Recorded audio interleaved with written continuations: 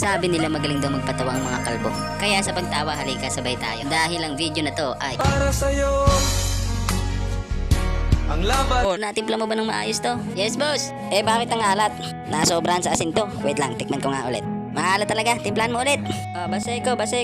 Baseko. Rico. Sa bawat pagkakataon, dapat mag-ingat. Ganda pa naman ang gupit ni kuya, pabikat. Buti na lang yung ulo niya medyo makunat. At syempre, iwasan din natin yung medyo pasikat. Katulad nito, tingnan nyo si ate. Sinusubukan hawakan yung alambre. Eh, alam niya naman na merong kuryente. Nginig siya, oh. Parang inasina na bulate.